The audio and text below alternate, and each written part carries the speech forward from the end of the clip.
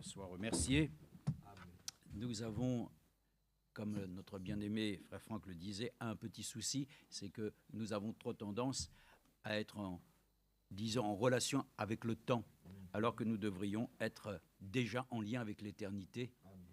Puisque l'évangile est éternel, la parole de Dieu demeure éternellement, nous pensons que lorsque nous savons que la parole de Dieu demeure éternellement, nous avons donc une relation avec celui qui n'a ni, en fin de compte, ni début, ni fin, mais en tant que Seigneur, il est venu et il a été aussi celui qui a été l'alpha et l'oméga. Mais Dieu lui-même, il est l'éternel. Donc puissions-nous ainsi nous accorder la grâce d'être non plus simplement dans le temps, mais être déjà dans cette éternité, considérant que la vie éternelle nous a déjà été accordée dans sa grâce. Amen. Et que nous puissions ainsi nous réjouir.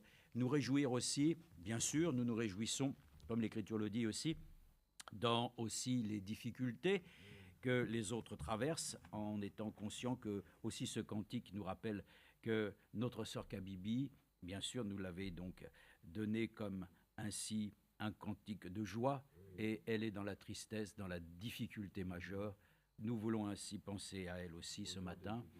Elle est dans un état difficile, comme nous connaissons, mais nous connaissons aussi le Seigneur. Il a toujours fait grâce, et nous voulons penser ainsi à notre sœur Kabibi, afin qu'elle puisse être réellement, elle-même rajeunie, n'est-ce pas, et dans sa foi et dans tous ses besoins.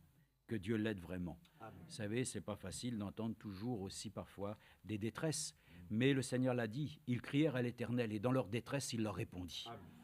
Donc nous nous supportons, comme nous l'avons aussi eu à le partager hier, pour notre sœur aussi, je ne sais plus son prénom, ta sœur, c'était la sœur Rita, merci. Voilà, Rita, que Dieu la bénisse aussi. Nous pensons aussi à notre sœur aussi, qui est ici à l'hôpital à Lyon. Il y a beaucoup de souffrants et de malades. Donc remercions le Seigneur de pouvoir ainsi nous-mêmes nous trouver en bonne santé. Amen. Hein, c'est appréciable. Généralement, les gens le disent toujours en début d'année, hein, bonne année, bonne santé. Nous pouvons le dire, hein, la santé, beaucoup le disent, c'est essentiel. Tu peux avoir l'argent si tu n'as pas la santé. Hein. Mais puissions-nous avoir la santé que le Seigneur nous donne, bien sûr, à travers sa parole. Nous ne vivons pas pour nous-mêmes, nous vivons pour le Dieu Tout-Puissant. Donc nous sommes reconnaissants. Que tout ça nous porte aussi à reconsidérer ce que nous avons chanté aussi. Je l'ai marqué là, ici, pour ne pas perdre la page, mais quand nous avons chanté, écoutez, ça nous porte en tout cas à être reconnaissants au Seigneur de ce que nous avons pu tous ensemble élever d'une voix ainsi certainement, je dirais, éprouvée, parce que nous savons que dans les difficultés, le Seigneur s'est toujours montré comme étant celui qui, dans sa grande miséricorde, sa compassion, nous a toujours secourus. Alors bien sûr, quand nous chantons « Quelle merveille, il vint me sauver » et quand de sa croix je me suis chargé, en moi Jésus vint pour demeurer, gloire à Dieu. C'est bien entendu ainsi notre confession. Mais quand les choses arrivent ainsi dans l'expérience de la difficulté, il faut que les Écritures nous viennent en aide. Il faut que la parole de Dieu nous vienne comme un secours qui ne saurait manquer dans aucune détresse. Ainsi le Seigneur le dit, les tests, les épreuves que nous traversons sont utiles. Elles sont non seulement nécessaires, mais vitales pour que nous puissions parvenir à le connaître, lui, comme étant celui qui est le fidèle, celui qui, à travers les circonstances de notre vie, a montré qu'il est celui sur lequel nous devons compter. Donc, nous sommes reconnaissants. Et quand il est dit « à son nom la gloire », là son sang purifia mon cœur. Oui, j'ai pensé que même dans les choses naturelles que nous avons appris peut-être parfois à l'école, hein, ce qu'on appelait la science naturelle. Les sciences naturelles nous montraient que simplement, ainsi le cœur est une pompe qui elle-même permet ainsi que notre sang soit purifié. Alors on le faisait voir dans les schémas, je me souviens, le sang qui rentre, parce que c'est l'oxygène bien entendu que nous respirons, qui permet ainsi de donner ainsi à notre sang le moyen de purifier notre corps. Et alors on le faisait voir rouge ainsi lorsqu'il était en train d'entrer dans notre cœur, et ensuite à la sortie, lorsqu'il avait nettoyé, c'était un sang qui devenait ainsi quelque peu foncé. Mais nous croyons que justement le sang de Jésus-Christ nous nettoie, et qu'ainsi à la sortie, frères et sœurs, il nous rend purs. Donc tout ce que nous chantons, la fontaine, nous l'avons dit hier, une fontaine Mais les Écritures aussi doivent nous accorder la grâce de pouvoir savoir où se trouve cette fontaine. Cette fontaine, bien sûr, se trouve d'abord, premièrement, de celui qui a placé dans les cieux une source d'eau vive. Et nous savons qu'ainsi, de ce trône de la grâce, coule un fleuve immense. Et nous le croyons que ce fleuve ainsi vient et parvient jusqu'à nous pour nous accorder ainsi de reconnaître que nous avons ainsi une fontaine d'eau vive qui peut effacer notre péché, donnant la vie au cœur desséché. Là, Jésus me retient attaché. Amen. Nous savons ainsi que, aussi quand nous étions plus jeunes, il y avait une petite histoire qu'on racontait aux enfants. C'était la chèvre de M. Seguin. Cette chèvre, n'est-ce pas, était dans l'enclos de son maître, mais elle avait souhaité ainsi pour un temps, ainsi prendre un petit peu, disons, goûter à la vie. Et donc ainsi, après avoir brisé ainsi son lien, s'est retrouvée profitant des choses que les Écritures aussi nous disent concernant l'enfant prodigue. Après avoir goûté à sa liberté, le loup l'a dévoré. Frères et sœurs, nous voulons toujours être attachés ainsi à ce lien, qui est un lien qui nous tient, frères et sœurs. Alléluia, parce que sans ce lien, nous sommes finis. Puisse le Seigneur nous garder précieusement ainsi dans son enclos. En tout cas, nous le savons, encore une fois, le psaume 23 nous le témoigne, l'Éternel est mon berger. Je ne manquerai de rien. Tu veux aller où? Tu veux aller dans quel enclos? Nous avons reçu les paroles de la vie éternelle. À qui d'autre irions-nous? En plus, dans ce temps-là, nous n'avons même pas besoin de chercher une église, une dénomination. Frère Franck le disait lui-même, il a visité le monde.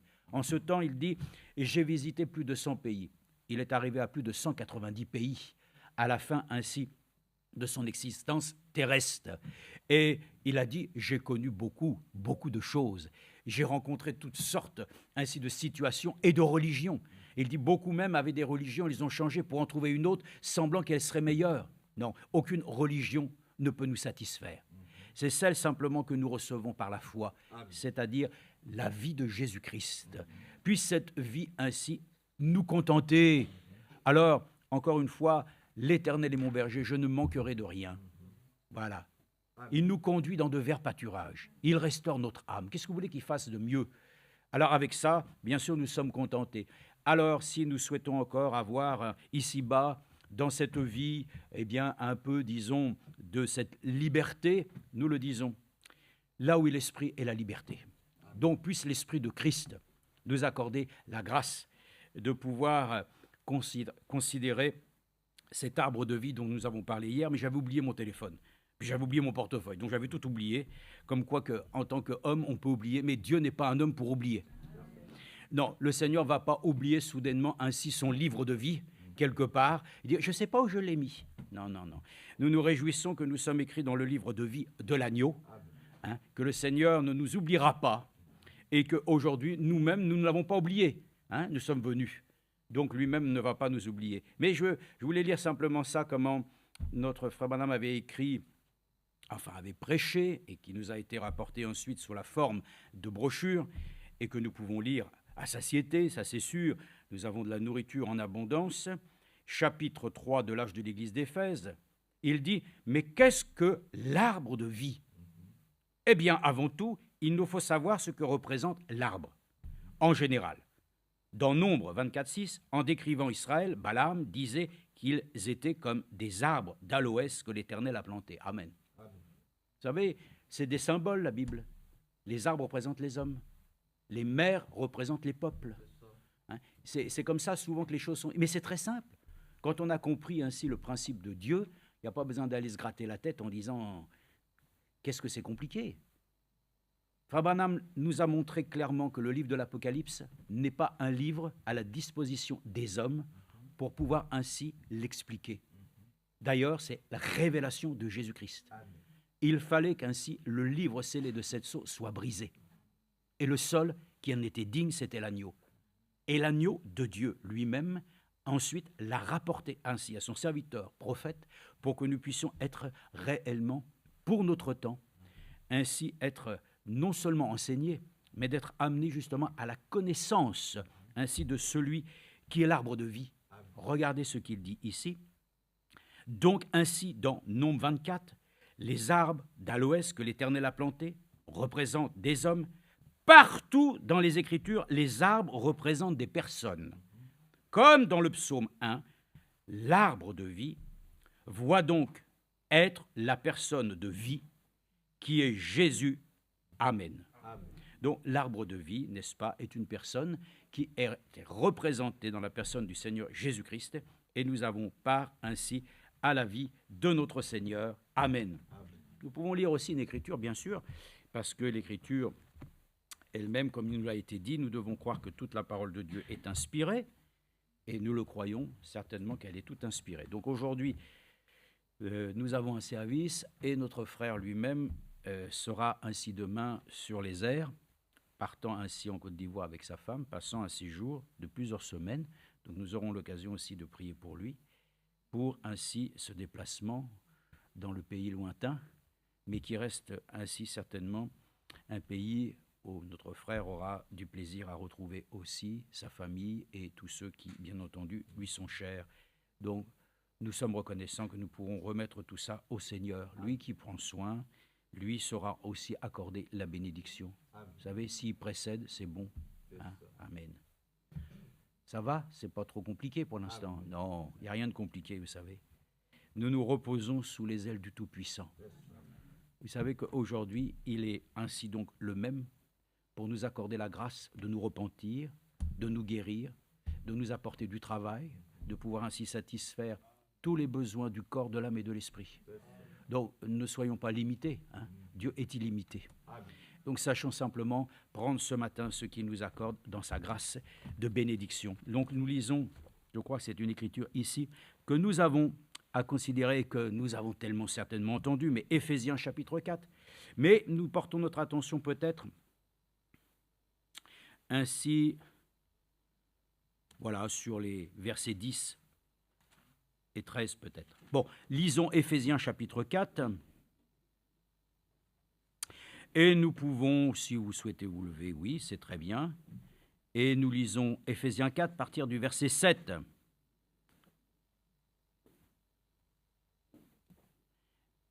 Mais à chacun de nous, la grâce a été donnée. Je l'espère en tout cas. De toute façon, nous savons que la grâce elle-même est une chose, comme nous le chantons, imméritée, nous ne la comprenons même pas, hein, mais Dieu nous a accordé cette grâce, elle nous a été donnée selon la mesure du don de Christ. Amen. Donc ça doit répondre ainsi à ceux qui se disent, mais la grâce, là, regardez, elle a été donnée selon la mesure du don de Christ.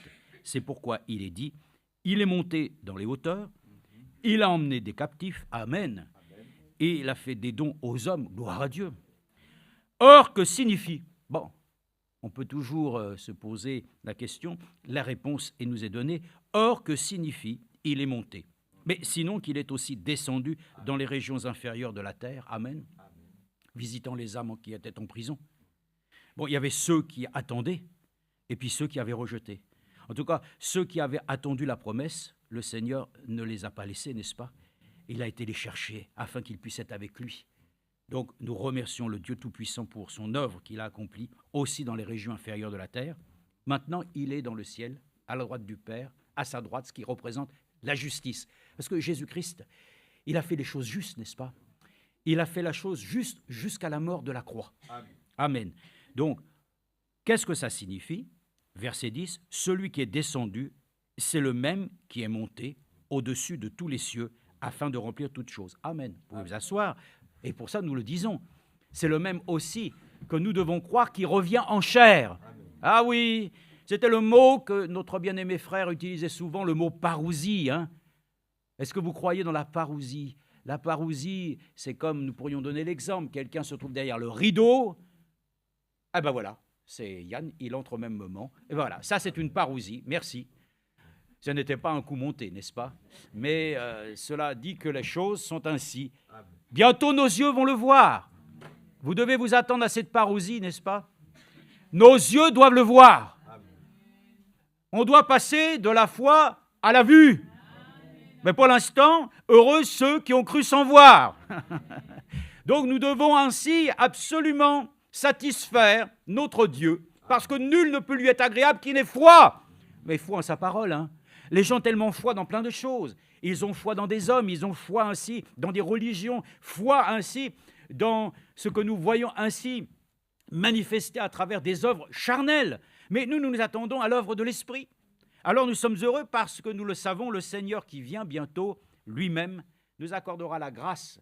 Attendez, il vient, mais il ne reviendra pas ainsi sur cette terre comme cela, pour refaire des choses que lui-même a déjà accomplies. Il vient dans les nuées et nous allons à sa rencontre afin de pouvoir non pas simplement nous serrer une poignée de main, non, ça c'est chez les hommes, mais nous pourrons même, je le crois, l'embrasser. Je ne sais pas comment c'est possible. Dans ce domaine-là, nous serons nombreux. Il n'y aura pas de confusion. C'est des fois, quand vous sortez de Krefeld, vous voyez, il n'y a pas de confusion. Mais il y a une grande foule, ça sort par les portes, de droite, de gauche, du milieu. Ça met un certain temps. Tout se passe bien. Alors, si déjà ces choses se passent bien à la fin d'une réunion, combien ça va se passer très très bien aussi lorsque nous serons réunis avec le Seigneur. Donc, il vient bientôt et il vient à notre rencontre. En fait, c'est lui qui vient et qui soudainement nous dit de monter vers lui. Pour l'instant, nous sommes sur cette terre. Et lui-même nous dit simplement que c'est au milieu ainsi de cette existence terrestre que nous sommes ses témoins, ses ambassadeurs. Mais un jour, une voix dira « monte ».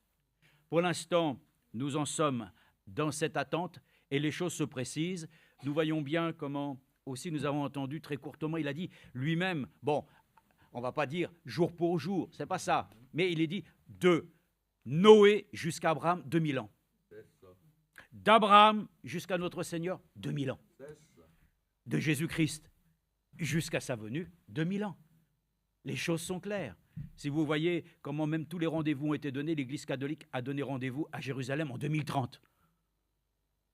Nous l'avons chanté ici, vous avez vu, là-haut, il n'y aura plus la lumière du soleil, de la lune. Mais vous avez vu comment la mission Artémis 2, ainsi à nouveau, s'est propulsée et à travers l'espace a pu contourner ainsi la lune. J'ai regardé ça.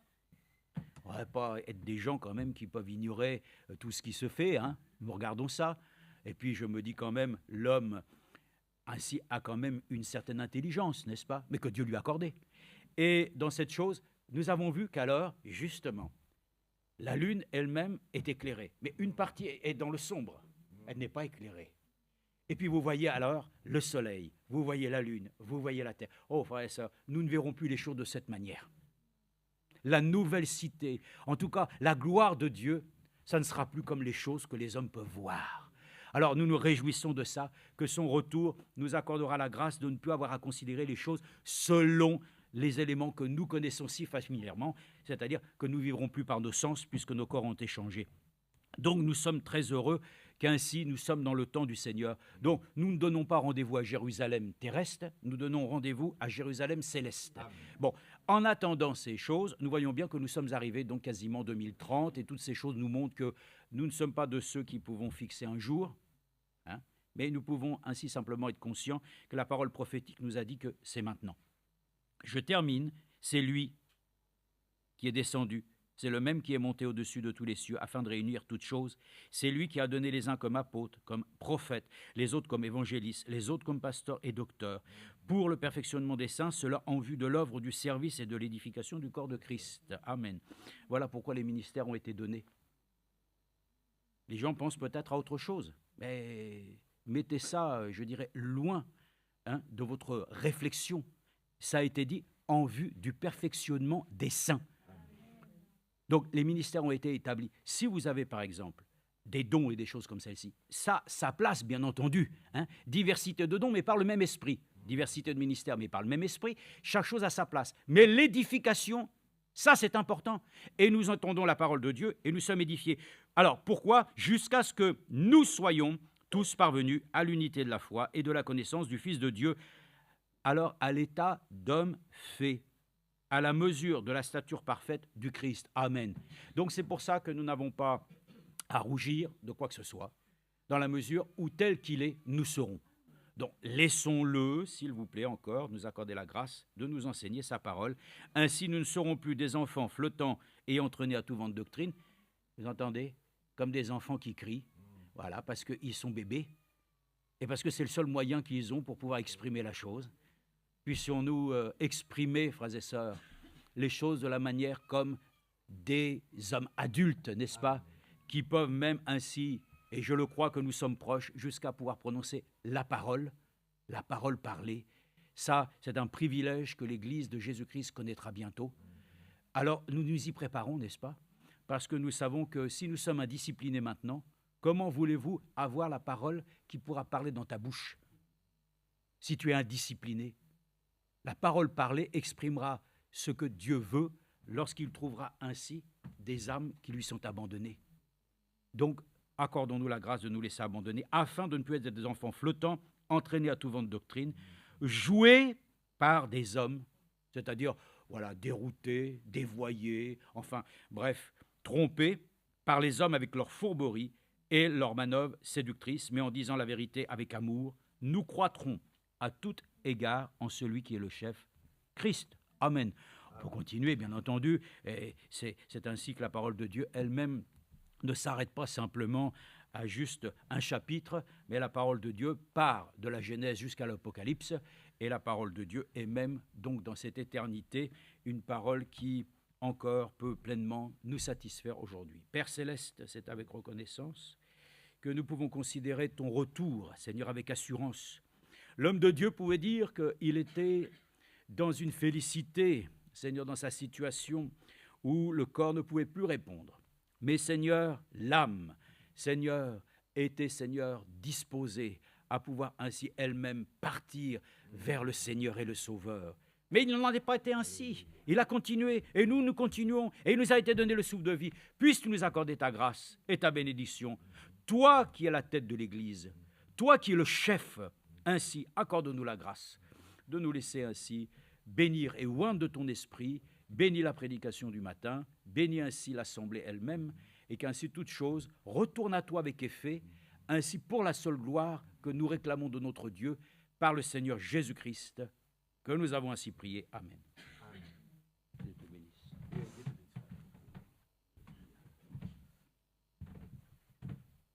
C'est dans le précieux nom du Seigneur que je vous salue ce matin par la grâce de Dieu. Que Dieu vous bénisse beaucoup. Amen. Que Dieu nous bénisse richement. Vous savez, tous les croyants ont un parcours spirituel à vivre. Tous les croyants. Tous les chrétiens, nous avons un parcours spirituel à vivre. Chaque croyant reçoit un don particulier venant de Dieu. Que tu sois une sœur ou que tu sois un frère, il y a forcément un don. C'est pour ça que quand il y a les agapes, je dis, tournons-nous vers sœur Carmen. Parce que tous ici, nous savons qu'elle a un don. Dans l'organisation, comment faire les choses, pour que tous... Elle a un don, c'est ça. Amen. Donc, chacun de nous, nous avons un parcours spirituel à vivre.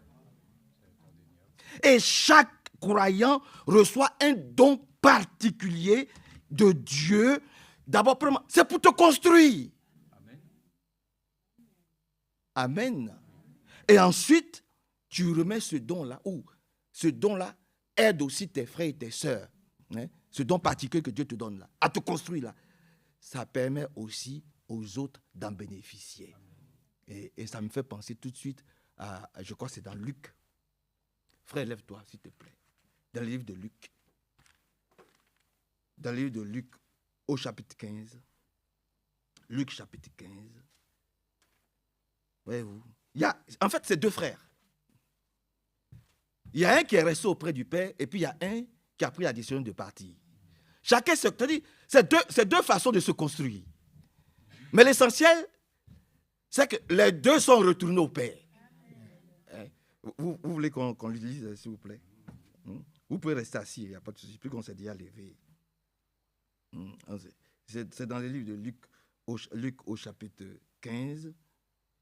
Luc chapitre 15. C'est ça, non? C'est Luc chapitre 15. Hein? Luc au chapitre 15, oui. Oui, c'est Luc chapitre 15, oui. À partir du verset 11. Luc chapitre 15, oui, c'est ça. Luc chapitre 15. Ça me fait penser. C'est deux frères. Luc chapitre 15. Je vais trouver, ne vous inquiétez pas. Luc chapitre... Voilà, Luc chapitre... Voyez-vous, il y a un qui était perdu et qui a été retrouvé. Par la grâce de Dieu. Tu peux lire à partir du verset 11. Il dit encore, un homme avait 2 fils. Un homme avait 2 fils. Le plus jeune dit à son père, mon père, donne-moi la part de bien qui doit me revenir. Et le père leur partagea son bien.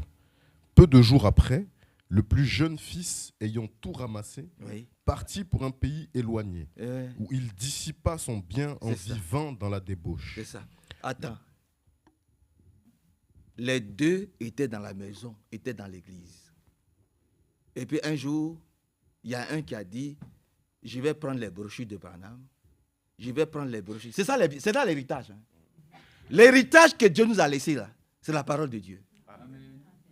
C'est le message. Ils sont tous 2 dans l'église. Et puis il y a un qui ne se sent plus bien dans l'église. Il trouve qu'il n'y a pas l'amour. Il trouve qu'il n'est pas à sa place. C'est-à-dire, il ne se sent pas bien. Bon, moi, si ça continue comme ça, je vais arrêter d'être au milieu. Oh, Dieu m'a dit. Parce que pour se cacher. Voilà. Si vous voulez, pour le motif qu'on trouve souvent pour sortir de l'église, Dieu m'a dit. Dieu m'a dit. Voilà. Ou bien, voilà, un jour, frère Manassé a prêché comme ça, je n'ai pas aimé. Et un autre jour, frère Hervé a prêché comme ça, je n'ai pas aimé. Donc moi, cette église-là, voilà, donc, voilà.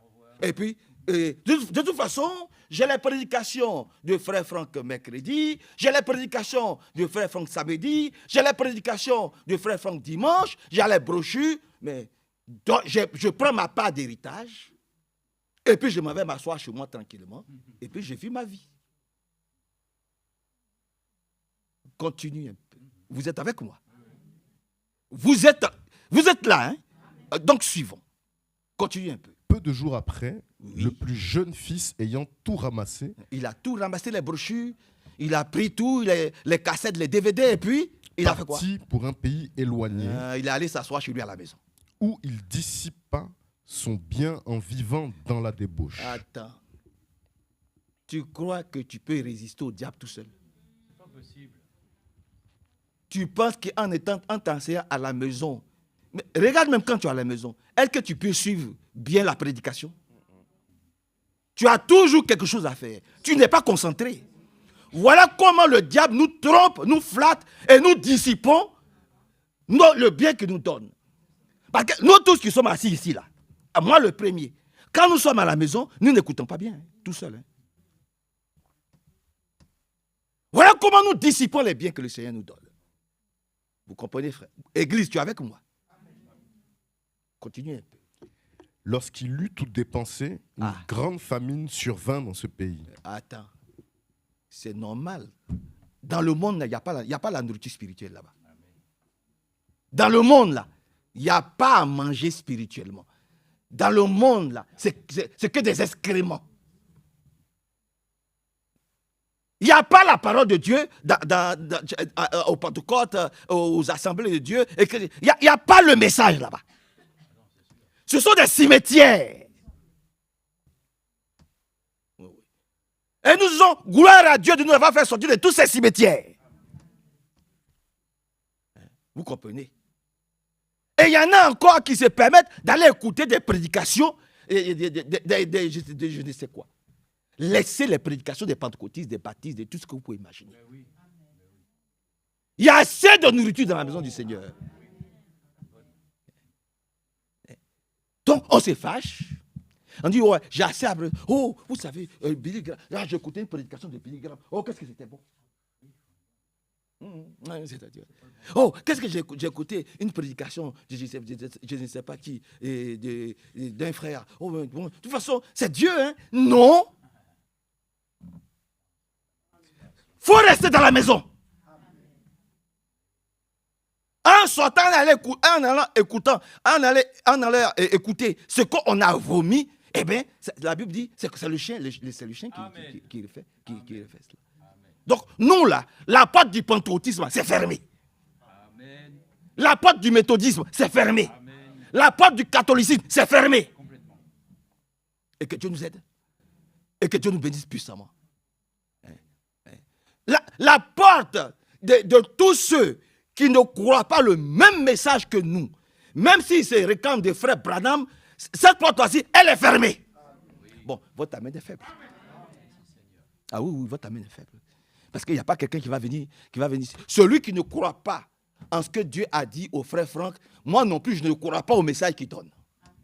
Ça, il faut que ce soit clair. Je n'ai pas dit que frère Franck est le successeur de frère Branham. Ce n'est pas ce que j'ai dit. Ce n'est pas ce que j'ai dit. Non. J'ai dit celui qui ne croit pas au message de Branham et qui ne croit pas au message de Edward Frank, le message que Dieu a donné, je ne l'inviterai pas ici. C'est tout. Celui qui croit qu'une petite partie... Oh, j'étais avec un frère. Le frère avait été témoin. On est allé manger à Flinch. Ah, tu te souviens maintenant. Que Dieu soit loué. En parlant, on était tous les trois. En parlant, il dit, c'est une petite partie des tonnerres. Il y a une petite partie des tonnerres n'est pas révélée. Voilà. Ça n'a pas été révélé. Que Dieu nous aide et que Dieu nous bénisse. Avance ses peu frères. Lorsqu'il eut tout dépensé, une grande famine survint dans ce pays. Il y a une grande famine. Et il commença à se trouver dans le besoin. C'est ça.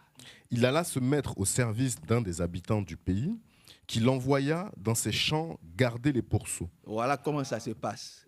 Quand ils ont honte, qu'ils ne peuvent plus venir, et ils savent qu'ils sont obligés de s'associer à des frères, ils vont s'associer à n'importe qui, n'importe comment. Ils s'en vont s'associer. Ah, de toute façon, c'est des frères qui auront le message. Non, ton assemblée, c'est ici. Amen. Ils vont s'associer à n'importe qui et ils vont ramasser des esprits. Vous comprenez? Ils vont ramasser des mauvais esprits.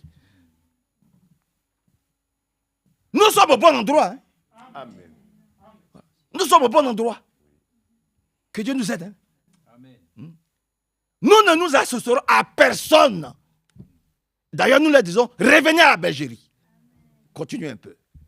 Il aurait bien voulu se rassasier des carouges que mangeaient les pourceaux, c'est ça. Mais personne ne lui en donnait. Étant rentré en lui-même, il dit, combien d'ouvriers chez mon père ont du pain en abondance, et moi ici, je meurs de faim. Combien d'ouvriers, c'est-à-dire, voilà, la seule assemblée à Lyon, je dirais même en France, où frère Franck vient, c'est à Paris et ici. Je ne comprends pas comment des frères peuvent s'associer à des frères. Ce n'est pas une question d'aller à Kerfeld. Parce que qu'est-ce que nous constatons? Ils pensent que c'est parce qu'ils sont allés à Kerfeld qu'ils sont sauvés. Non. C'est d'abord ici, localement, que Dieu travaille, localement. C'est localement que tu dois être présent. Et quand vous avez l'occasion de parler avec ses frères, avec ses soeurs, dites-leur que leur place est dans la maison de Dieu, ici, localement. Vous comprenez, frère? C'est important. Nous ne pouvons pas avoir des communions avec des personnes qui ne prient pas avec nous ici, et on se retrouve là-bas, on est là, non, il y a un problème, frère. C'est d'abord ici que nous devons être ensemble.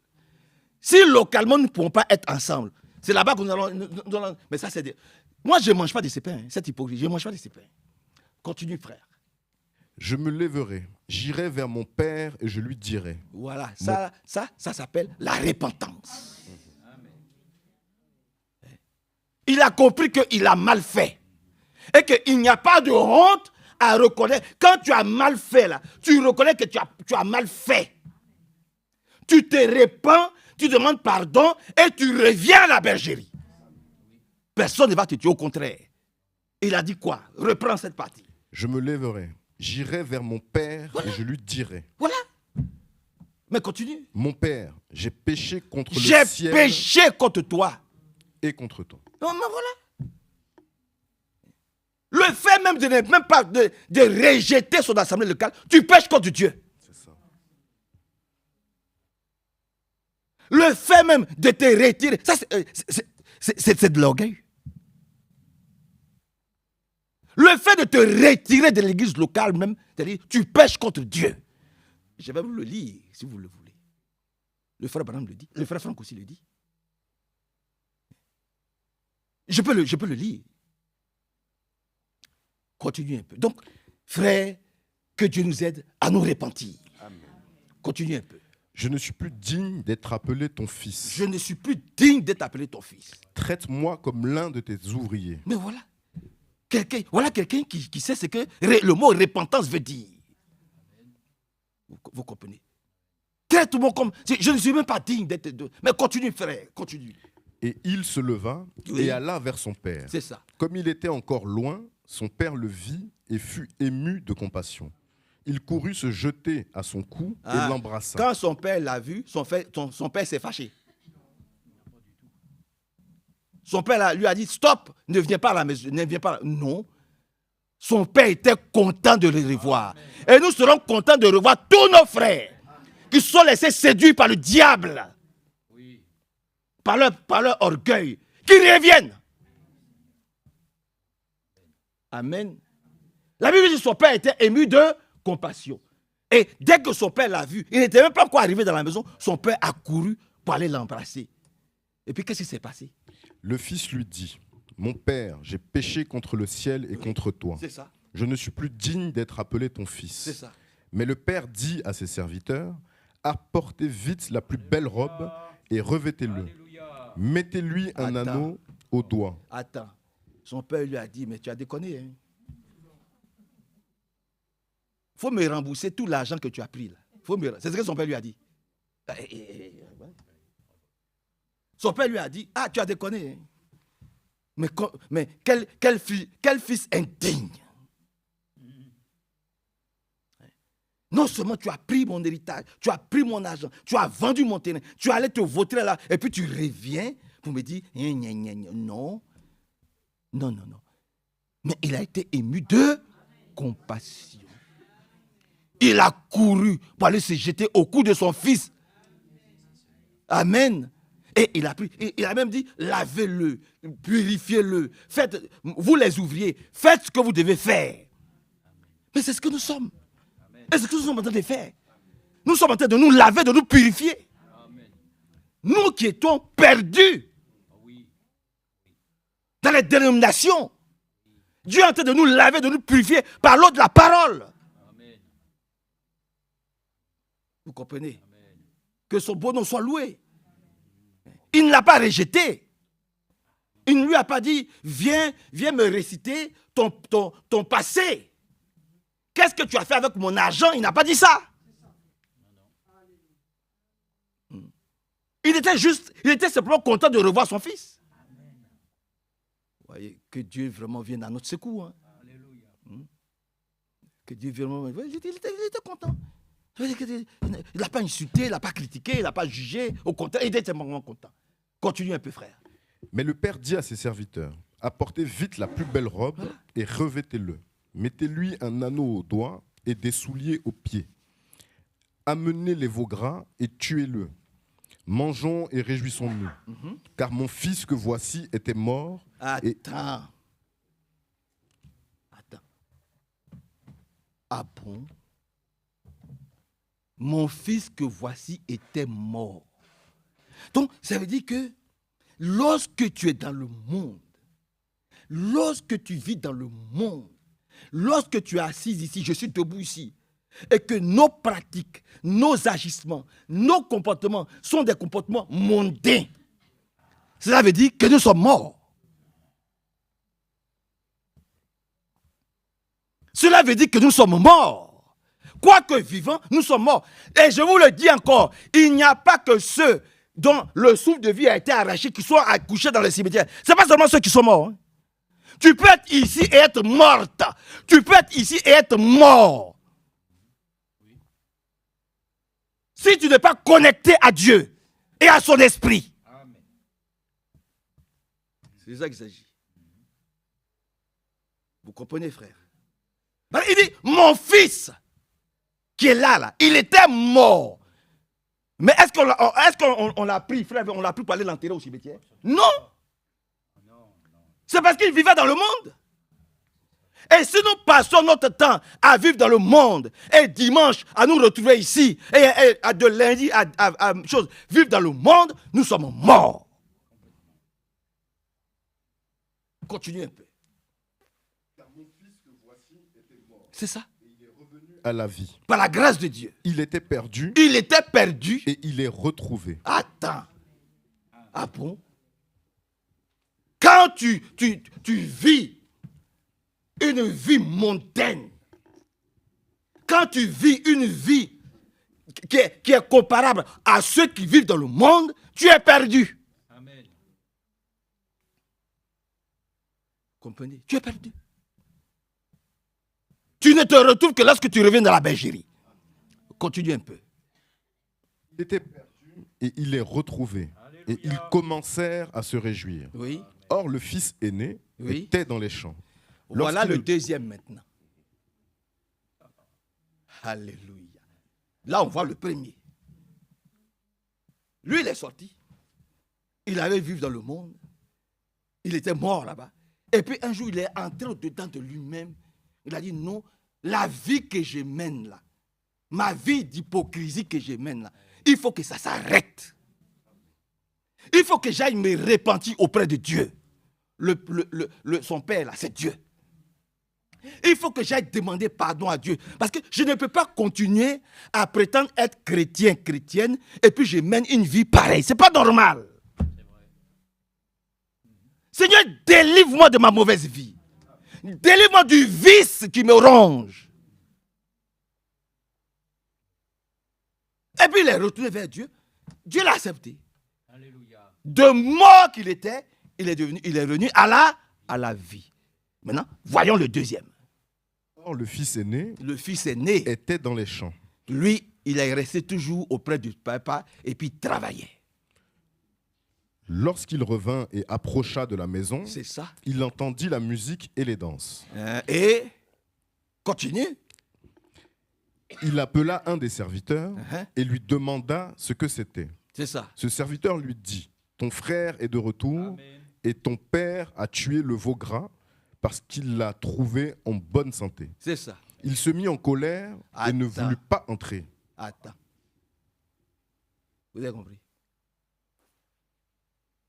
Vous avez compris? On te dit, ton frère qui était perdu, ton frère qui était mort, ton frère qui était malade, ton frère qui ne... Il est revenu. Il a demandé pardon. Il veut revenir dans l'église. Et toi, ça t'énerve. Tu dis, si celui-là vient dans l'église, moi, je ne viens pas. Parce que je ne peux pas m'asseoir avec un tel frère. Je ne peux pas m'asseoir avec une telle sœur. Quoi? Celui-là? Vous savez ce qu'il m'a fait? Quoi? Celle-là? Ah non, non, non, je ne peux pas. Si cette sœur est dans l'église, moi je reste dehors. Si ce frère est dans l'église, moi je reste dehors. Comment? Je ne peux pas. Donc, la Bible dit, il s'est mis en colère et il refuse d'entrer à la maison. Voilà comment beaucoup de frères ont dit, ouais, si c'est celui-là qui prêche, moi je ne viens pas. Lui là, ah, non, non, non. J'ai même entendu, un blanc ne peut pas prêcher à un noir et un noir ne peut pas prêcher à un blanc. Ah ça j'ai entendu ça. Vous comprenez frère? Des choses absurdes. Démoniaques. Donc ça veut dire que frère Branham ne pouvait pas prêcher à tout le monde. Ça veut dire que frère Franck ne pouvait pas prêcher à tout le monde. Oh frère, que Dieu vienne à notre secours. Vous comprenez? Dieu vienne à notre secours. Et les gens ont cherché à se catégoriser. Dans le message, les gens cherchent à se catégoriser. Si lui, c'est son frère, hein? Et en plus c'est son petit frère. C'est pas n'importe qui, hein? C'est son propre petit frère. Comme on dit, même père, même mère. On te dit que c'est ton petit frère qui était perdu, mort là. Il est revenu. Mais cela doit te réjouir. Où est la place de la colère? C'est son parcours spirituel qu'il a vécu. Toi aussi, tu as ton parcours spirituel. Chacun de nous a son parcours spirituel. Alléluia. D'autres passent par moi et par vous. Et puis d'autres, depuis 40, 50, 60 ans, ils sont dans la maison, ils ne bougent pas. Et puis il y en a, ils sortent, ils reviennent, ils ressortent, ils reviennent, ils montent, ils tombent, ils se relèvent, ils retombent, ils se relèvent. Mais il reste ton frère. Bon, votre amen est faible. Je recommence. Je recommence. Nous n'avons pas le même parcours spirituel les uns les autres. Il y en a qui sont quand même, qui sont restés fidèles. Vous allez prendre les frères Nino, les frères Jean Roland, ils sont restés stables. C'est des baobabs. C'est des vieux aigles. Ils sont restés stables. Les sœurs Evelyne, sœur Christiane, elles sont restées stables depuis des années, des années, des années. Et puis vous avez des gens faibles comme nous. Amen. Point ou point non, on se fâche. On tombe, on se relève. On retombe, on se relève, on retombe. Mais s'il n'y a pas des gens comme les Nino pour nous soutenir, on fait comment? Vous avez compris? Que Dieu nous bénisse. Et que Dieu nous aide à aller de l'avant. Voyez-vous. Alors il s'est fâché. Et puis son papa lui a dit quoi? Maintenant son papa lui a donné une puissante prédication pour l'aider. Son papa lui dit quoi? Son père sortit et le pria d'entrer. Son père, oui, aujourd'hui, la Bible dit, le Seigneur se tient à la porte et il frappe. Mettez-vous à la place de ce frère-là. C'est deux personnes. Hein. Il y a un, on ressemble peut-être au fils prodigue, et puis d'autres, ils ressemblent à ce frère-là. Qui ne supportent pas que leur frère soit assis à côté d'eux. Oui. Qui ne supportent pas que leur soeur soit assise à côté d'eux. Continue un peu, frère. Mais il répondit à son père. Oui. Voici, il y a tant d'années que je te sers, sans avoir jamais transgressé tes ordres. Et jamais tu ne m'as donné... Attends. Il y a tant d'années que nous sommes assis dans l'église. Et puis, épreuve sur épreuve, douleur sur douleur. Où sont nos enfants? Où sont nos petits-enfants? Où sont nos frères? Voilà. Question sur question, question sur question, question sur question. Seigneur, jusqu'à quand? Mais calme-toi. Si tu crois en lui, laisse-le travailler. Le peuple de Jean avait accepté le Seigneur Jésus-Christ sur son lit d'hôpital. Il était couché là. Les anges, il voyait les anges venir vers lui. Amen. Mais c'est sur son lit, là, il est, au soir de sa vie. Laissons Dieu faire ce qu'il a fait. Continue un peu. Il y a tant d'années que je te sers. Il y a tant d'années que je suis avec toi dans l'église. Sans avoir jamais transgressé tes ordres. Et puis depuis, je suis là matin, midi, soir, je paye ma dîme, je fais les offrandes, je fais ceci, je fais tout pour être assidu, je fais tout pour être bien avec mes frères et mes soeurs. Et jamais tu ne m'as donné un chevreau pour que je me réjouisse avec mes amis. Jamais tu ne m'as donné un chevreau. Mais la parole de Dieu qu'on te donne là, ce n'est pas suffisant. Amen. La parole de Dieu qu'on te donne vaut mieux qu'un bon d'essence. Amen. Oh, ton amen est faible. Le souffle de vie qu'il te donne là, ce n'est pas suffisant. Amen. Quand tu peux vivre jusqu'à 80 ans, ce n'est pas beau. Amen. Quand tu peux être sur tes pieds, qui te guérit, qui te donne du travail, qui te donne à manger, ce n'est pas beau. Amen. Toi, au moins, tu n'as pas vécu les difficultés de ton petit frère. Tu devais avoir pitié de ton petit frère. En réalité, tu devais avoir pitié de ton frère. Vous devez avoir pitié de nous. Parce que nous allons être jugés plus sévèrement que vous. Ayez pitié de nous. Moi-même, je l'ai dit, j'ai pitié de ceux qui m'écoutent. Ayez pitié de nous. Vous comprenez? Nous sommes les plus faibles parmi vous. Nous sommes les plus petits parmi vous. C'est pour ça que vous devez nous pardonner nos fautes. Vous devez nous pardonner nos faiblesses. Vous devez nous pardonner nos erreurs. Vous ne devez pas nous juger, nous critiquer, nous insulter. Au lieu de prendre, de porter son petit frère, c'est lui qui est en train d'insulter son petit frère. C'est lui qui est en train de critiquer c'est lui qui se fâche avec son petit frère. Lui, il peut supporter ce que son petit frère a vécu. Lui, il est resté tranquillement dans la maison, mais ce que son petit frère, il peut supporter. Vous voyez, son papa lui dit, il était perdu. Il était mort. Mais par la grâce de Dieu, il est retrouvé. Vous voyez, que le Seigneur nous bénisse. Amen. Et que son bon nom soit très élevé, glorifié et exalté. Ne dormons pas. J'ai déjà fini par la grâce de Dieu. Ne dormons pas. Vous êtes fatigués? Sinon, on va chanter un cantique. Que Dieu nous bénisse. Amen. Son bon nom soit très élevé, glorifié et exalté. Allons dans 1 Corinthiens chapitre 2. Dans 1 Corinthiens au chapitre 2. 1 Corinthiens chapitre 2. Il s'agit de la puissance de l'esprit. 1 Corinthiens au chapitre 2. 1 Corinthiens 2. Il a dit ici, 1 Corinthiens au chapitre 2, la faiblesse du messager, mais la puissance de l'esprit. Ce n'est pas l'homme qui est puissant. C'est ça que je veux vous faire voir ici, que ce n'est pas l'homme qui est puissant, mais c'est l'esprit en l'homme qui agit. Vous comprenez? Ce n'est pas l'homme qui est puissant. Faiblesse du messager, puissance de l'esprit. Amen. Vous êtes avec moi? Lisons à partir du verset 1er pour comprendre la chose. Quand je suis allé chez vous, c'est l'apôtre Paul qui parle. Quand je suis allé chez vous, frères, pour vous révéler le plan secret de Dieu, je n'ai pas usé d'un langage compliqué ou de connaissances impressionnantes. Non. C'est pas ça qui est important. Car j'avais décidé de ne rien savoir d'autre durant mon séjour parmi vous que Jésus-Christ, et plus précisément Jésus-Christ crucifié. C'est pourquoi je me suis présenté à vous faible et tout tremblant de crainte.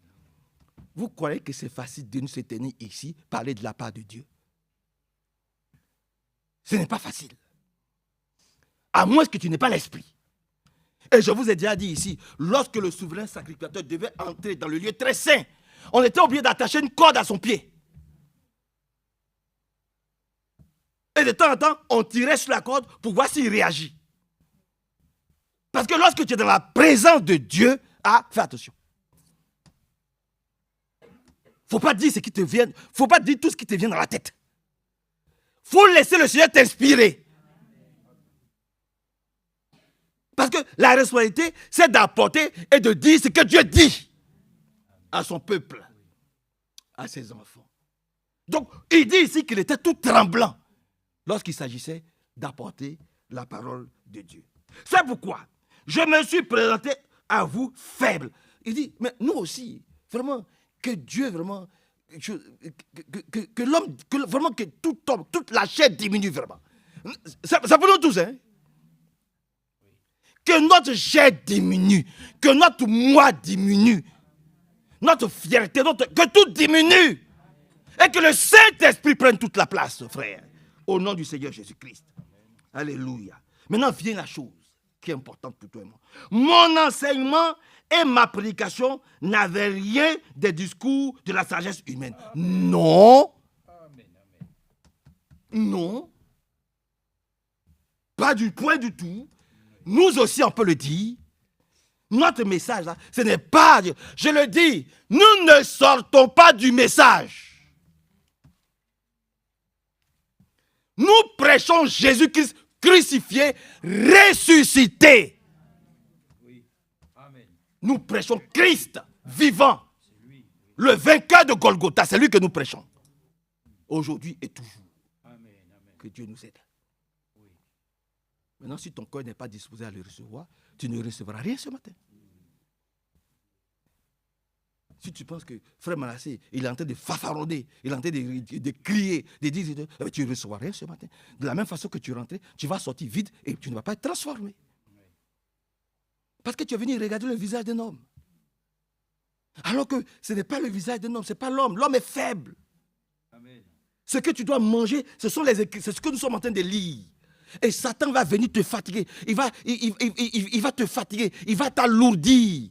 Il va te faire penser à autre chose que ce pourquoi tu t'es déplacé ce matin. Tes pensées vont commencer à divaguer comme ça.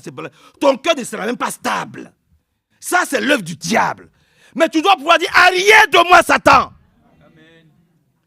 Il faut que chaque verset biblique soit mangé par l'Église aujourd'hui. C'est ça qu'il s'agit. Que Dieu nous aide. Amen. Sinon nous allons sortir vides. Alléluia. Mon enseignement et ma prédication n'avaient rien des discours de la sagesse humaine. Mais c'est la puissance du Saint-Esprit. C'est la puissance de l'Esprit divin qui en faisait une démonstration convaincante. Lis le verset 4, s'il te plaît, frère. Suivons. Et ma parole et ma prédication ne reposaient pas sur les discours persuasifs de la sagesse. Attends. Nous ne sommes pas ici pour chercher à vous persuader de nous suivre, d'accepter nos ministères, de nous reconnaître comme vos anciens. Non. Point du tout. Notre prédication, là, ce n'est pas pour convaincre quelqu'un. Si vous êtes ici, c'est parce que vous-même, vous avez un parcours spirituel à vivre. Pas avec Manassé, mais avec Dieu lui-même. Il faut que vous puissiez être utile à la communauté chrétienne de Lyon. Vous ne pouvez pas être chrétien de Lyon et vous trouvez en dehors de l'église de Lyon.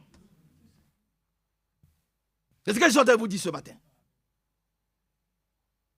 Pendant que vos frères sont rassemblés ici, en train de louer Dieu, vous êtes couchés en train de dormir. Il y a un problème.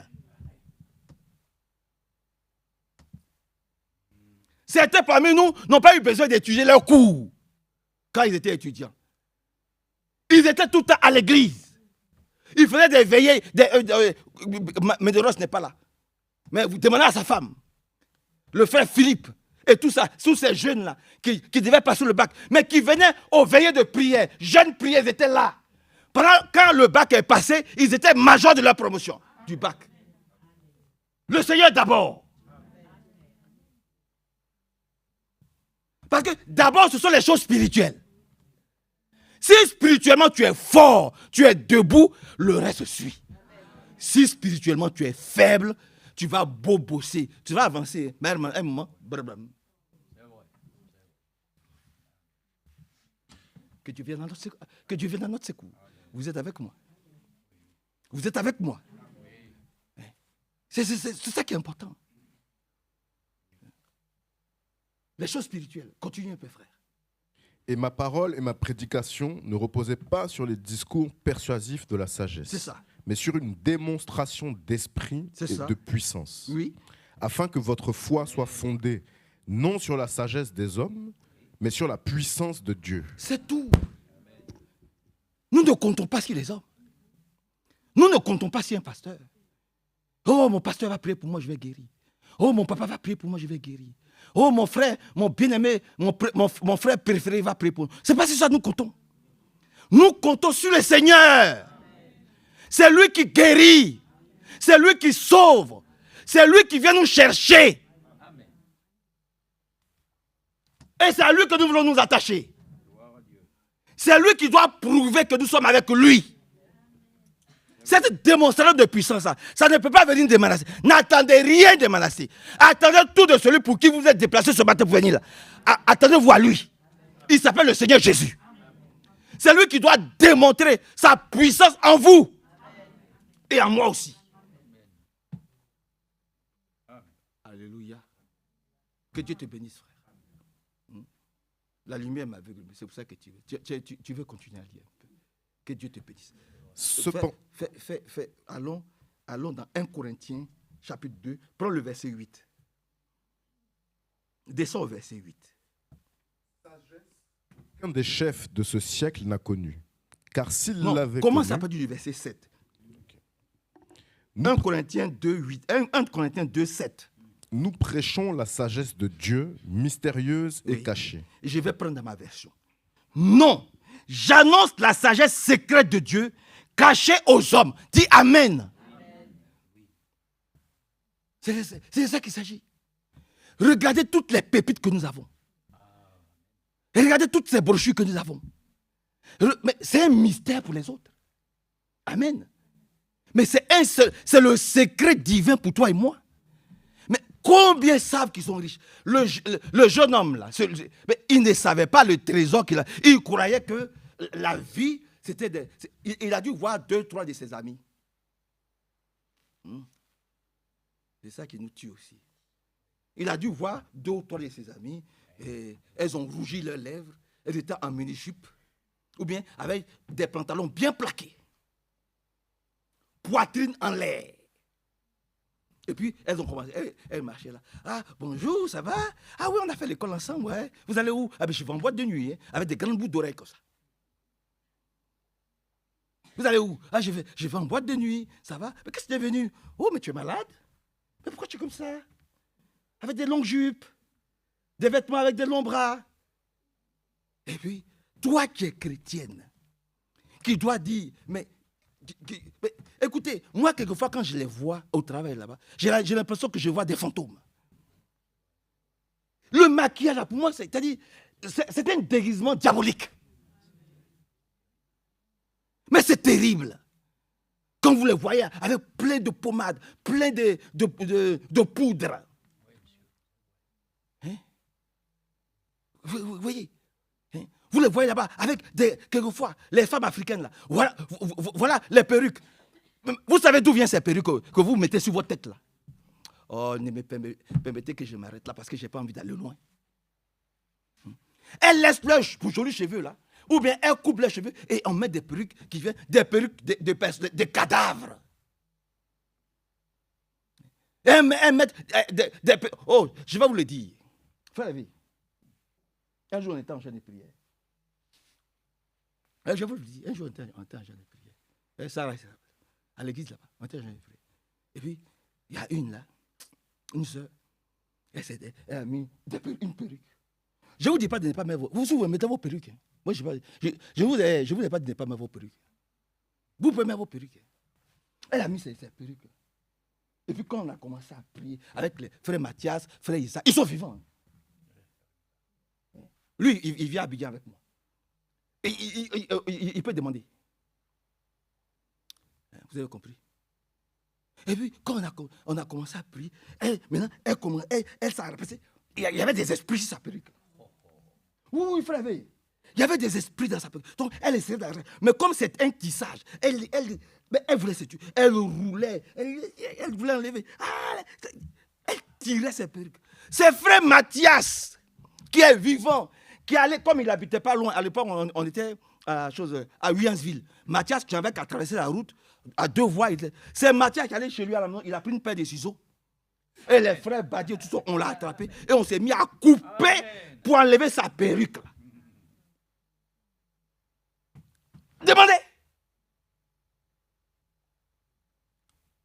Vous mettez des esprits sur vos têtes. Vous savez d'où viennent ces perruques-là? Ce n'est pas une nouvelle doctrine. Vous pouvez continuer à mettre vos perruques. Demandez à Mathias. Mathias a pris une paire de ciseaux. On l'a attrapé. Par les pieds. Les soeurs l'ont couvert d'épargne. Parce qu'elle s'est roulée. On l'a attrapé. Les gens l'ont attrapé. Et Mathias a commencé. Il a commencé à découper la perruque, à enlever. Oui. Seigneur, viens au secours de tes enfants.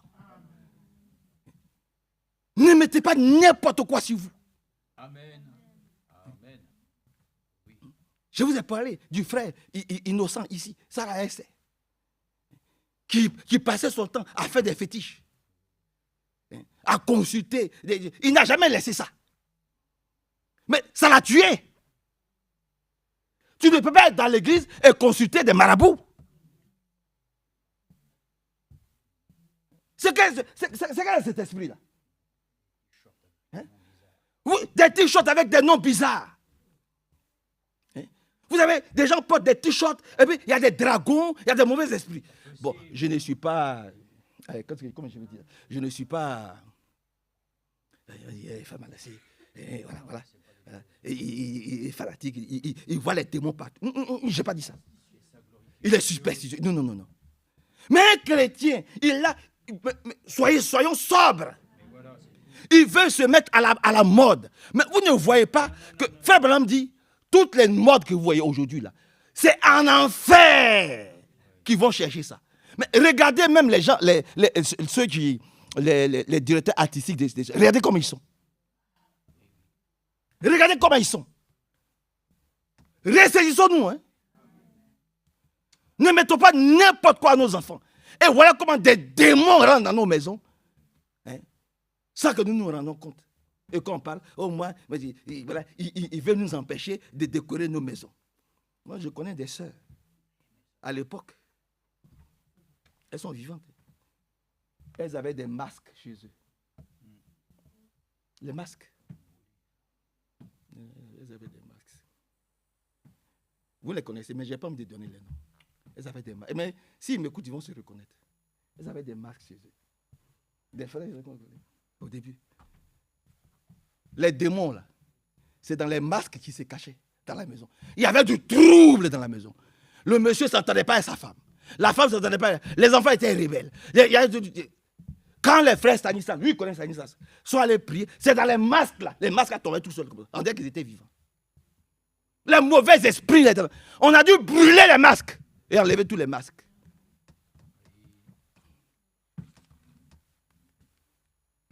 Ils sont étonnés que dans la maison, les enfants n'avancent pas, l'école des enfants ne marche pas, même quand ça marche, on n'arrive pas à les canaliser.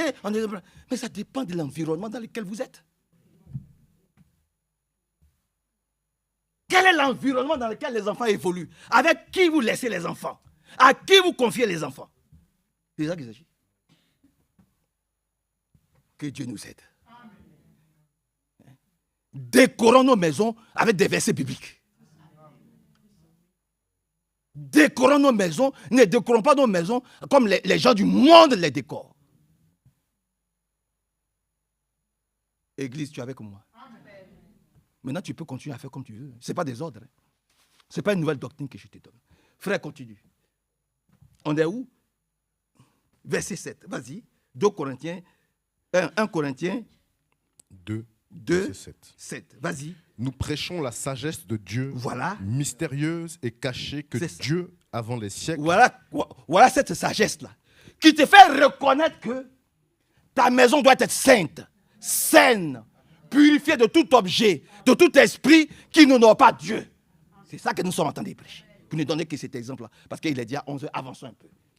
Donc, nous prêchons la sagesse de Dieu mystérieuse et cachée que Dieu, avant les siècles, avait prédestinée pour notre gloire. Oui, verset 8. Sagesse qu'aucun des chefs de ce siècle n'a connue, car s'il l'avait connue, il n'aurait pas crucifié le Seigneur de gloire. C'est ça. Continue. Mais comme il est écrit, ce sont des choses que l'œil n'a point vues, que l'oreille n'a point entendues, oui, et qui ne sont point montées au cœur de l'homme, des choses que Dieu a préparées pour ceux qui l'aiment. Voilà. Dieu l'a préparé pour nous qu'il aime. Voilà. C'est pour ça que nous vivons sobrement. Purifiés par l'eau de la parole. Que Dieu nous bénisse. Va dans 2 Corinthiens, chapitre 10. 2 Corinthiens 10. Allons rapidement. 2 Corinthiens, chapitre 10. 2 Corinthiens 10 commence à partir du verset 4. Car les armes avec lesquelles nous combattons ne sont pas charnelles. Elles ne sont pas d'origine humaine. Tu ne peux pas combattre les mauvais esprits en allant parler, oui, tu vois, je ne suis pas content de ce que tu as fait, c'est pas content. Non. Nous ne combattons pas charnellement. Toi et moi, on ne peut pas s'opposer à des mauvais esprits charnellement. Ce n'est pas possible. Ce n'est pas possible. Ils vont te terrasser. Ils vont te faire raisonner. Ah oui. Ils vont te faire raisonner. Tu vas t'embourber sans t'en rendre compte. Oh, jeune homme, continue à vivre dans le monde. Continue à préférer le monde à la vie. Oh, moi, je regrette ma vie jusqu'à 20 ans. Je la regrette.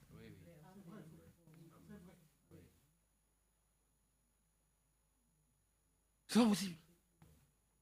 J'ai honte de moi quand j'avais 15, 16, 17, dans 18 ans. Vous comprenez, frère? Heureusement que Dieu nous a arrachés à 20 ans. Et qu'il nous a amenés au message. Heureusement. Jean-Lambert et moi, nous avons pleuré sur nos péchés. Vous comprenez, frère? Tu as 20 ans, réjouis-toi d'être chrétien et chrétienne. Bats-toi contre toi-même. Alléluia. Pour que Satan te laisse tranquille. Tu as la meilleure vie. Ne suis pas tes amis. Tu as la meilleure vie. Surtout ne sois pas paresseux avec Dieu. Continue un peu, frère. Les armes avec lesquelles nous combattons ne sont pas charnelles, Oui. mais elles sont puissantes par la vertu de Dieu pour renverser des forteresses. Vous avez vu les armes que Dieu nous donne là. Les armes que tu as, au nom du Seigneur Jésus-Christ là.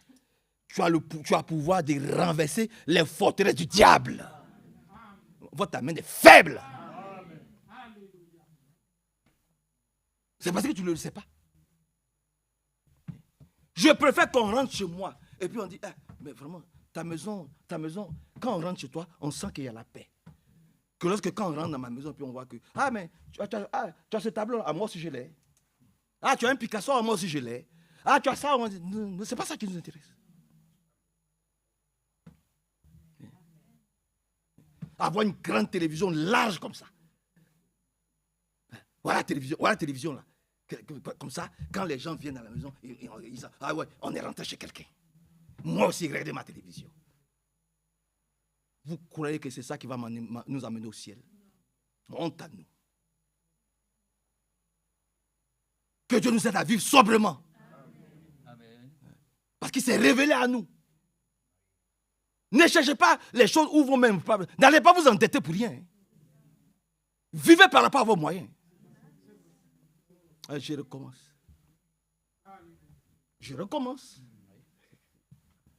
On vit selon ses moyens. Si mes moyens me permettent d'acheter une télévision à 500 euros, j'achète une télévision à 500 euros. Si les moyens devaient lui permettre d'acheter une télévision à 1000 euros, il achète une 1000 euros. Mais je ne vais pas jalouser sa télévision. Ce sont ses moyens. Je ne vais pas rendre de ma maison. C'est ma maison. Maintenant, je vais prier si Dieu peut m'en donner une autre. Mais gloire à Dieu. Que le Seigneur vous bénisse, frère. Que son beau nom soit vraiment loué, exalté. Fais prendre rapidement Luc. Luc au chapitre 1. Luc chapitre 1, verset 37. Luc 1. Vous êtes là, hein? Impossible à Dieu. Attends. Vous comprenez, frère?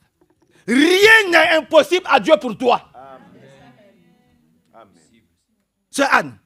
Rien n'est impossible à Dieu. Amen. Demande-lui, il va te donner. Ne te regarde pas comme tu es. Nous sommes tous faibles. Il n'a pas rejeté le jeune homme riche. C'est son parcours spirituel. Alléluia. Voilà. Quand tu vas voir, mais lui, mais sa vie est chaotique. Oui, mais attends la fin.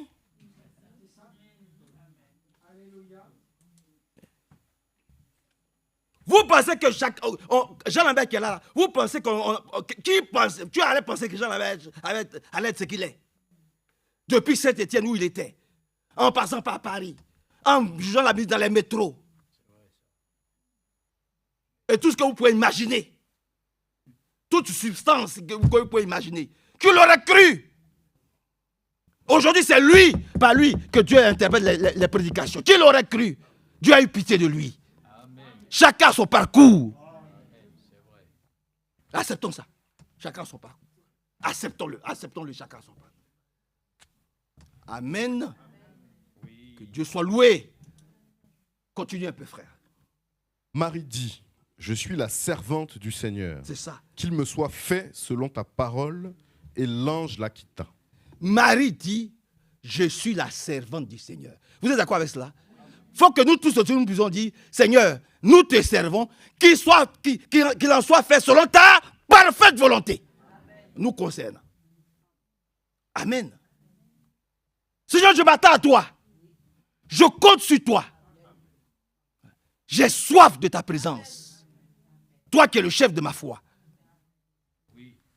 Présente-toi à moi. Console-moi. Fortifie-moi. Renouvelle mes forces. Amen. Mon frère. Oui. Que Dieu nous aide beaucoup. Son nom soit loué. Hein? Son nom soit loué. Gloire et honneur lui soient rendus. Allons, descends un peu au verset 29.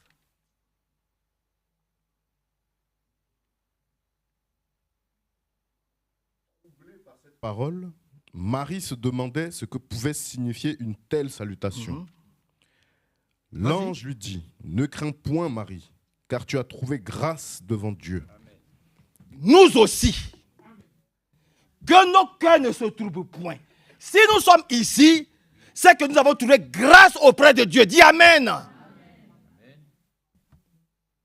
Je te demande seulement de ne pas regarder aux circonstances de ta vie. Alléluia. Le Père n'a pas regardé comment est-ce que le jeune homme, toutes les bêtises que le jeune homme a eu à faire. C'était sa repentance qui était importante. Et son retour dans la bergerie qui était important. Et je le dis toujours à mes frères. L'important, c'est que tu reviennes de tout ton cœur, de toute ton âme, de toutes tes forces. Même si ça énerve les gens, ça c'est leur problème. Mais toi, reviens à la bergerie. Que Dieu soit loué, hein, frère. Dieu soit exalté. Amen. Verset 29. Troublée par cette parole, Marie se demandait ce que pouvait signifier une telle salutation. C'est ça. L'ange lui dit, ne crains point Marie, Ne crains point. car tu as trouvé grâce devant Dieu. Continue un peu. Et voici, tu deviendras enceinte et tu enfanteras un fils. Et tu lui donneras le nom de Jésus. Amen. Amen. Peut-être que pour le moment, nous aussi, nous sommes enceintes du Seigneur Jésus-Christ. Et qu'un jour, alléluia, Dieu, nous allons enfanter le baptême du Saint-Esprit. Amen. Oh, dis Amen à Dieu. Amen. Dis Amen encore. Amen. Peut-être qu'une femme, quand elle est enceinte, au départ, ça ne se voit pas, frère. Mais arrivé à un certain moment, nous aussi, un jour, le Saint-Esprit va jaillir. Amen. Alléluia. C'est pour ça que nous ne devons pas nous inquiéter. Que son nom soit loué, glorifié et exalté. Prends Jean chapitre 6 et nous allons prier. Prends Jean au chapitre 6. Jean au chapitre 6. Prends à partir du verset 60. Plusieurs de ses disciples, après l'avoir entendu, dirent cette parole est dure. Qui peut l'écouter? Jésus, sachant en lui-même que ses disciples murmuraient à ce sujet, leur dit, cela vous scandalise-t-il? Et si vous voyez le Fils de l'homme monter où il était auparavant, c'est l'esprit qui vivifie. C'est ça. La chair ne sert à rien. Oui. Les paroles que je vous ai dites sont esprit et vie. Amen. Je reprends dans ma version. C'est l'Esprit de Dieu qui nous donne la vie. Dis Amen. C'est ce que nous réclamons encore aujourd'hui. Sœur Evelyne. C'est ce que nous réclamons. C'est l'Esprit de Dieu qui nous donne la vie. Et c'est ce que nous réclamons encore aujourd'hui. Nous tous, nous avons besoin de vitalité. Mais cette vitalité, c'est par le Saint-Esprit. Seigneur, accorde-le nous. Au nom du Seigneur Jésus-Christ. L'homme seul n'aboutit à rien. Mais l'homme seul, il est vide. C'est ce que nous avons vu. Il dit, mon fils là que vous avez vu, là, il était mort. Mais il marchait. Alléluia. Il mangeait. Il allait en boîte de nuit. Il passait son temps avec une petite copine. Ou un petit copain. Oh, qu'est-ce que c'est beau.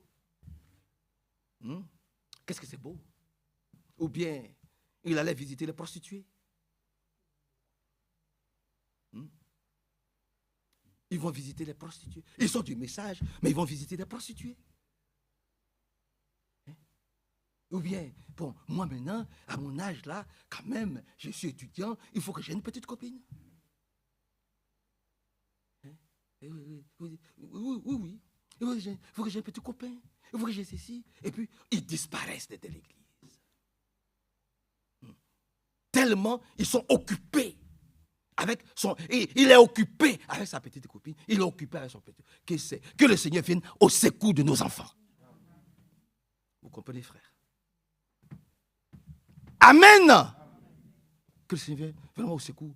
Frère, lis cela. Lis cela bien fort pour qu'on puisse voir. C'est l'Esprit de Dieu qui donne la vie. L'Esprit de Dieu ne peut pas t'amener dans les bras d'une prostituée. L'Esprit de Dieu ne peut pas t'amener dans les bras d'un homme du monde. Si tu veux, tu peux te marier. Mais ne vis pas une vie de païen et ne viens pas ici nous fatiguer.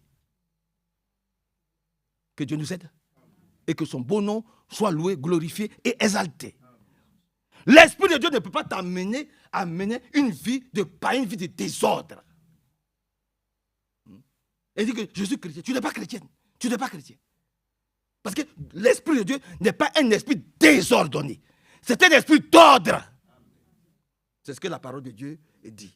C'est l'Esprit de Dieu qui donne la vie. L'homme seul, là, il vit comme il veut. Le jeune homme, là, il vivait comme il voulait. Il allait jusque traîner dans la boue et ça lui plaisait. Mais arrivé à un certain moment, il n'avait plus rien. Il n'avait plus rien.